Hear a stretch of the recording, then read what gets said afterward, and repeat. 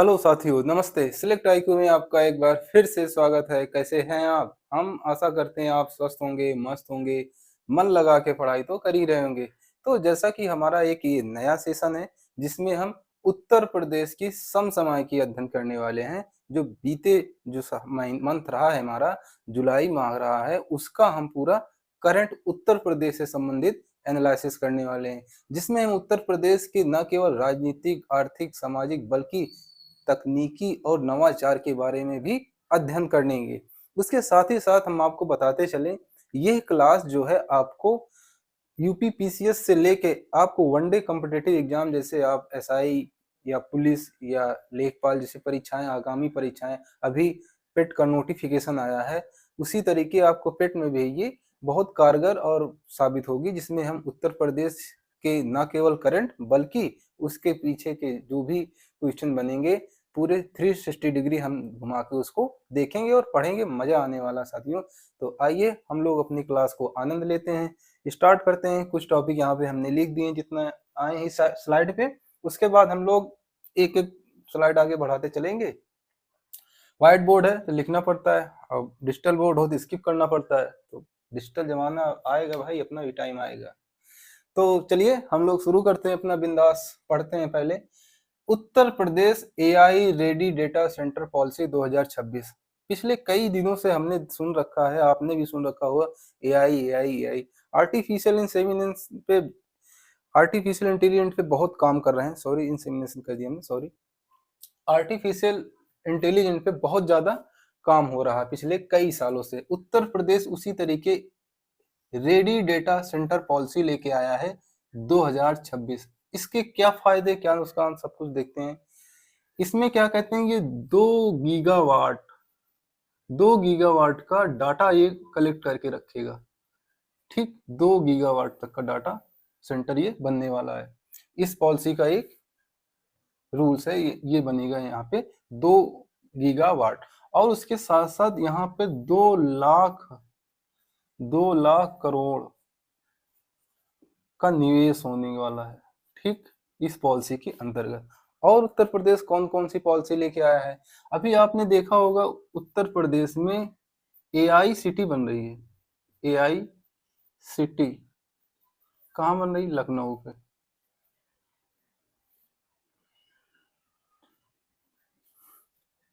लखनऊ में AI city बन रही है। ठीक, उत्तर प्रदेश के द्वारा कई सारे, ये आप जीएस पेपर 6 में काफी अच्छे से इसको यूज कर सकते हैं, साइंस एंड टेक वाले क्वेश्चन में।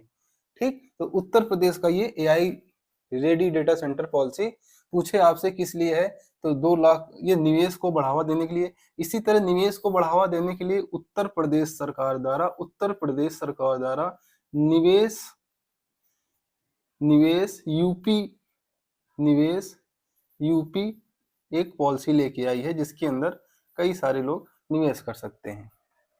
ठीक, ये उत्तर प्रदेश सरकार के द्वारा की गई एक एआई पॉलिसी, एआई को अच्छे से डेवलप करने के लिए उस पर ये काम कर रही है।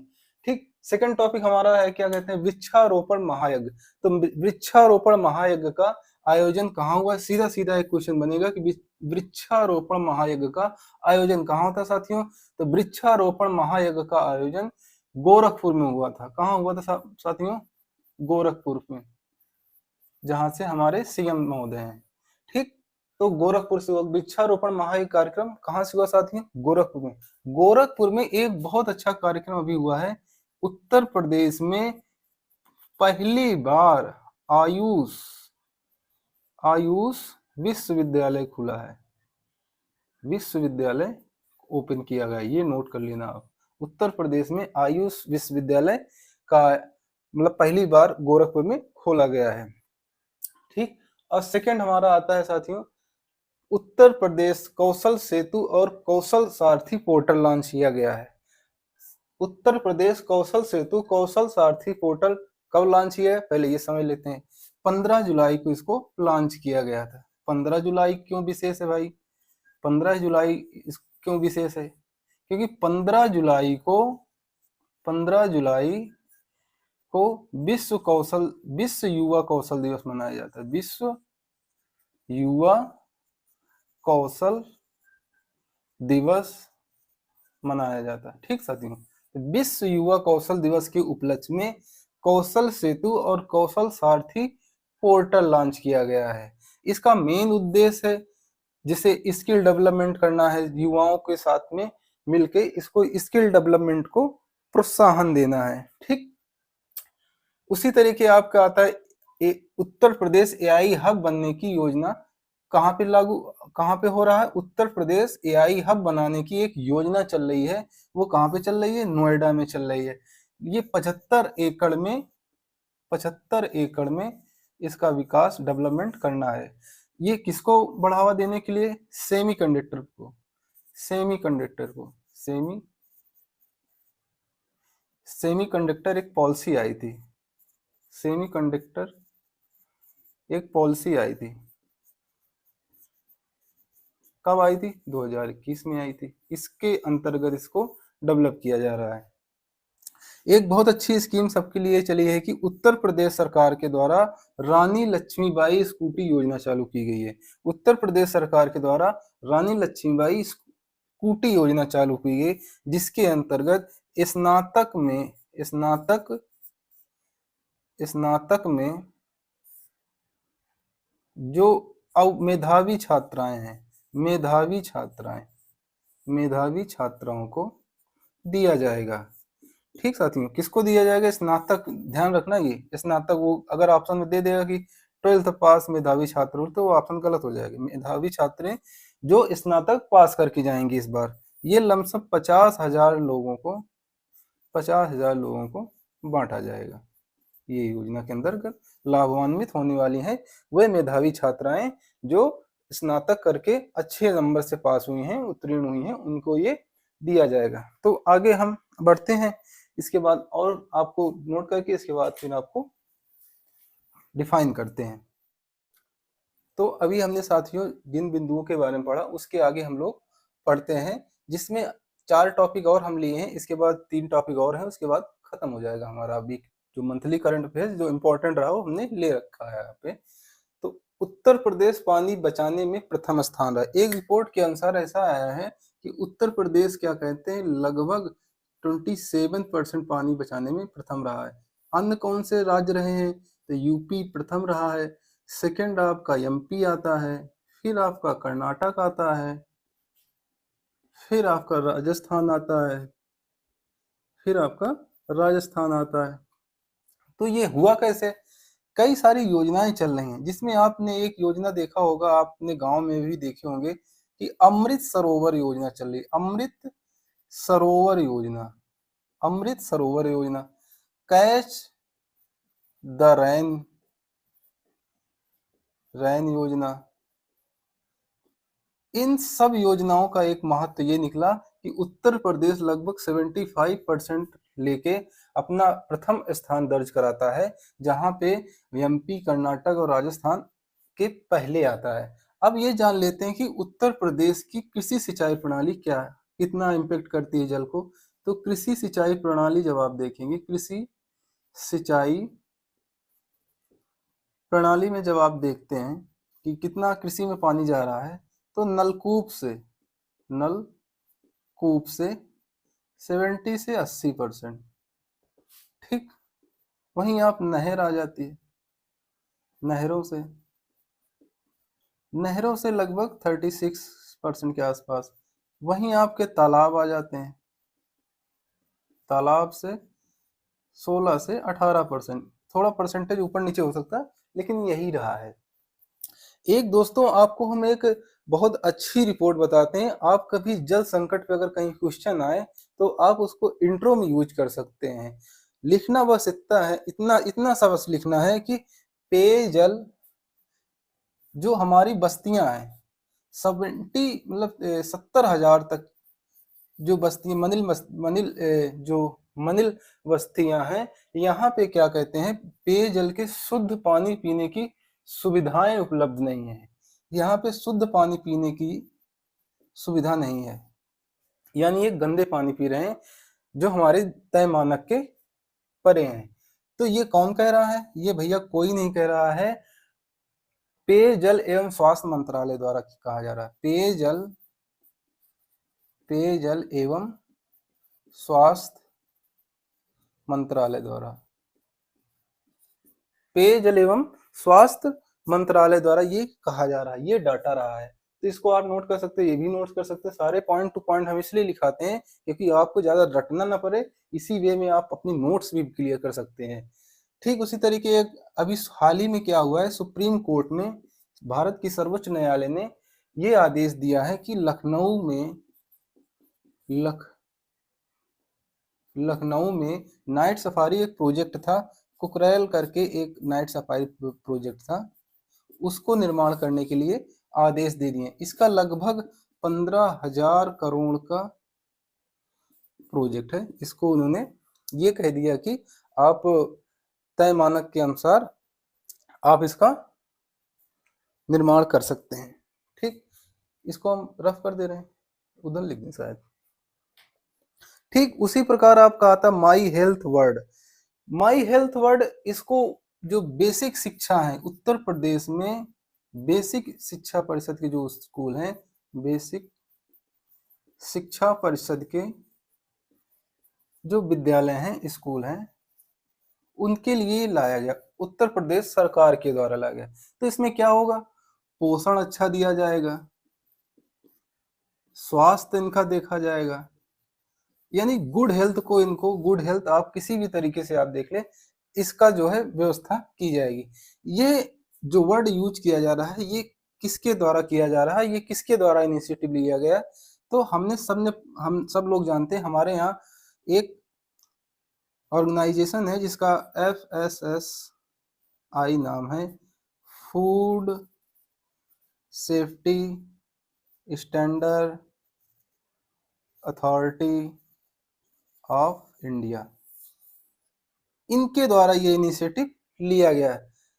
यह इनिशिएटिव जो है ईट राइट इंडिया का एक पहल है, इनके द्वारा एक ईट राइट इंडिया एक पहल है, ईट राइट इंडिया एक पहल है, ईट राइट इंडिया एक पहल के द्वारा ये लिया गया है। अब आपसे एक क्वेश्चन पूछेगा कि FSSI अगर पूछ लिया कि ईट राइट इंडिया किसकी पहल है, तो FSSI की पहल है। ठीक, अगर आप एक क्वेश्चन यहाँ पे बनेगा कि कभी मान लो एक ऑप्शन 1 2 दे के पूछ लिया कि FSSI का गठन कब हुआ था, 2008 में, इसका हेडक्वार्टर कहाँ पे है, तो आप लोग दिल्ली में। ठीक, तो इसका हेडक्वार्टर कहाँ है साथियों, दिल्ली में। अगर आपसे पूछे कि इसका किस मंत्रालय के अंतर्गत आता है, FSSI किस मंत्रालय के अंतर्गत आता है, ministry of health and welfare के अंतर्गत आता है, ministry of health and welfare के अंतर्गत ये आता है FSSI। कई सारे हमने डायमेंशन यहाँ पे देखे। एक सिंपल सा क्वेश्चन बनेगा, माई हेल्थ वर्ड, यह इनिशिएटिव किस राज्य के सरकार के द्वारा लिया गया है? एक ऑप्शन में दे देगा कि उत्तर प्रदेश सरकार के द्वारा दिया गया। ठीक, दूसरा ऑप्शन दे देगा कि यह इनिशिएटिव शिक्षा से न संबंधित होकर शिक्षा से संबंधित है, नहीं, ये पोषण से संबंधित है। ठीक, तो ऐसे क्वेश्चन घुमा के वो पूछ लेगा, कुछ भी पूछ सकता है। तो हमने आपको बताया कि FSSI food safety standard authority of India, FSSI को कई बार ये क्वेश्चन पूछा गया है। ईट राइट इंडिया के तहत ये इनिशिएटिव लिया गया है, 2008 में इसका गठन हुआ था, इसका हेडक्वार्टर कहाँ, दिल्ली में। FSSI किस मंत्रालय के अंतर्गत आता है, तो ministry of health and welfare के अंतर्गत आता है। जैसा कि हमने बताया कि आपको कि हमारी ये 4 लास्ट टॉपिक है, इसमें हम लोग चर्चा कर लेते हैं। तो गुरु दक्षिणा योजना चल रही है, जो गवर्नमेंट एम्प्लॉयज टीचर हैं उनके लिए 5 लाख रुपए तक का फ्री इलाज किया जाएगा। ऐसे अन्य योजनाएं चल रही हैं जिसमें आपने देखा होगा प्रधानमंत्री आयुष्मान कार्ड योजना, इसके अंतर्गत 5 लाख रुपए तक का फ्री इलाज किया जाता है। ठीक, अभी ये उत्तर प्रदेश का डिफेंस कॉरिडोर चर्चा में इसलिए रहा है क्योंकि अभी केंद्र सरकार के द्वारा ये योजना बेसिकली 2018 में लाई गई थी, दो जगह इसका इम्प्लीमेंट दो राज्यों में हुआ था, एक तमिलनाडु में हुआ था साथियों, एक उत्तर प्रदेश में हुआ था। उत्तर प्रदेश के संबंधी हम लोग पढ़ लेते हैं जी। तो ये 2018 में आई थी। उसके साथ ही साथ अभी ये चर्चा में क्यों है, क्योंकि अभी इसको 39,03,951 करोड़ का बजट आवंटन हुआ है। ठीक, अब ये समझ लेते हैं कि ये उत्तर प्रदेश डिफेंस कितने राज्य जिलों में है, तो 6 जिलों में है। नोट कर लेना साथियों, कहीं ना कहीं पेपर में ये क्वेश्चन मिलने वाला है। 6 जिले कौन कौन से हैं, तो पहला कानपुर, जहां से हम आपकी क्लास ले रहे हैं। दूसरा आगरा का ताजमहल याद कर लेना। तीसरा आप लखनऊ। चौथा चित्रकूट,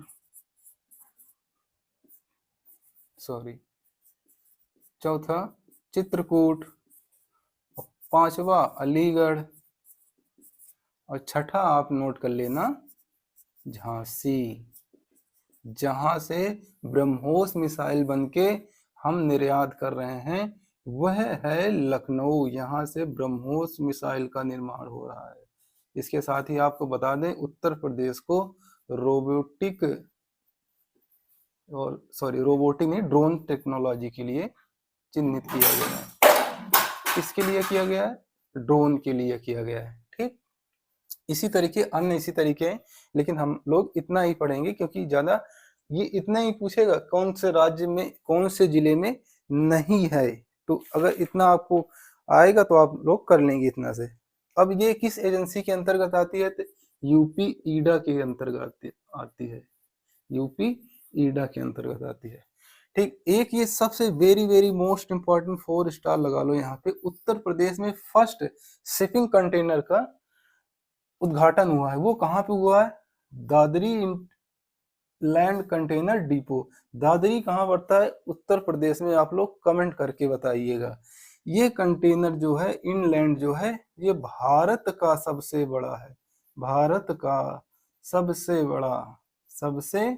बड़ा। ये क्वेश्चन कहीं ना कहीं आपको पेपर में, एग्जाम में आपको मिल ही जाएगा।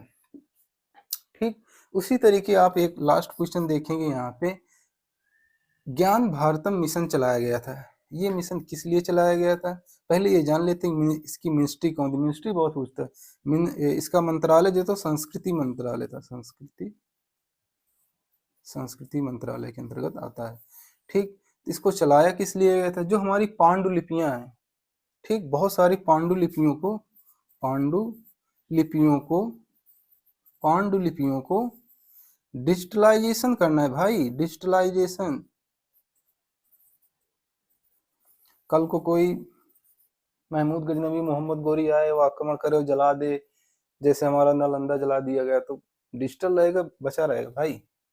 ठीक, लेकिन अब नए नए तरह के आप क्राइम हो रहे हैं, तो डिजिटल क्राइम से डिजिटल तरीके डिलीट किया जा सकता है, लेकिन इसको संरक्षण करने का काम मिनिस्ट्री ऑफ संस्कृति मंत्रालय कर रही।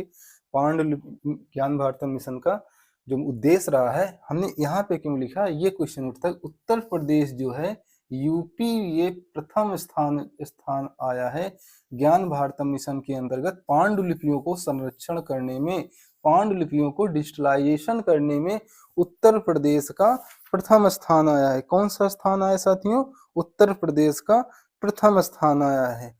यह योजना जो है केंद्र सरकार के द्वारा चलाई जा रही थी। केंद्र सरकार की योजना है, केंद्र सरकार की।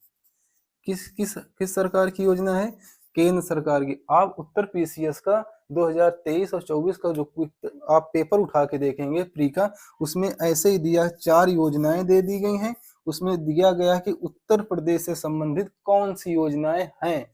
तो ये ऐसे अगर दे देगा, क्योंकि आप पढ़ रहे हैं यहाँ पे कि उत्तर प्रदेश में इसका प्रथम स्थान रहा है, तो आपके मन में कहीं ये न रह जाए कि यह योजना उत्तर प्रदेश सरकार के द्वारा चलाएगी। नहीं साथियों, यह योजना जो है केंद्र सरकार के द्वारा चलाई गई है। तो इस तरीके के 2-3 क्वेश्चन बनते हैं, क्योंकि क्वेश्चन पूछने के तरीके में बहुत सारे बदलाव आ रहे हैं। जब आप पीवाईक्यू करेंगे, प्रीवियस ईयर क्वेश्चन देखेंगे, तब आपको ये चीजें समझ में आएंगी। अब ये नहीं पूछे ज्ञान भारतम मिशन किस योजना से संबंधित, पूछ भी सकता है, कोई बड़ी बात नहीं, पूछने में मनाही थोड़ी ना है। तो उसमें आप पांडुलिपि तो कर लेंगे, लेकिन अगर 4 योजनाएं दे दिया, उसमें कह दिया कि इसमें कौन सी योजना भारत सरकार की नहीं है, उत्तर प्रदेश सरकार की है, तब उस जगह कंफ्यूजन उत्पन्न हो जाएगा। तो उस ऐसा ना हो, इसलिए हम लोग थोड़ा डीप में जाके पढ़ सकते हैं, जिसमें ऊपर ऊपर से पढ़ने से अच्छा थोड़ा टाइम लगा के पढ़ लें तो ज्यादा सही रहेगा। तो केंद्र सरकार की ये योजना है, मिनिस्ट्री ऑफ संस्कृत मंत्रालय द्वारा पांडुलिपियों को संरक्षण प्रदान करती है। पांडुलिपियों को संरक्षण देने में उत्तर प्रदेश का प्रथम स्थान रहा है। ठीक, तो हम ये आश्वस्त हो जाएं कि आपको ये क्लास अच्छी लग रही होगी। थोड़ा सा टाइम कंज्यूम जरूर होता है, लेकिन चीजें आपको समझ में आनी चाहिए, ये हमारा पहला उद्देश्य रहता है साथियों। तो जैसा कि हम हमेशा कहते हैं कि जीवन का सत्य है मृत्यु, और हमारे आपके जीवन का सत्य है किताबें। उठा लीजिए किताबें, पढ़ते रहिए, स्वस्थ रहिए, मस्त रहिए। वीडियो में एक निवेदन आपसे रहेगा कि आप लोग को अगर ये वीडियो पसंद आ रही हो तो लाइक और कमेंट में आप अपनी सजेशन जरूर दिया करें। आपके सुझाव ही हमें उन रास्तों को दिखाएंगे जो हम नहीं देख पा रहे हैं। ऐसा नहीं है कि हम सब कुछ देख ले रहे हैं, तो आपके जो सुझाव होंगे उसको हम सहजता हम स्वीकार करेंगे और उस पर काम करेंगे, ताकि हम और अच्छे से आपके साथ प्रेजेंट हो सके और अच्छे से R&D कर सके उसमें। तो चैनल को नए हैं तो चैनल को सब्सक्राइब जरूर कर लेना साथियों। तो चलते हैं। जय हिंद साथियों, धन्यवाद।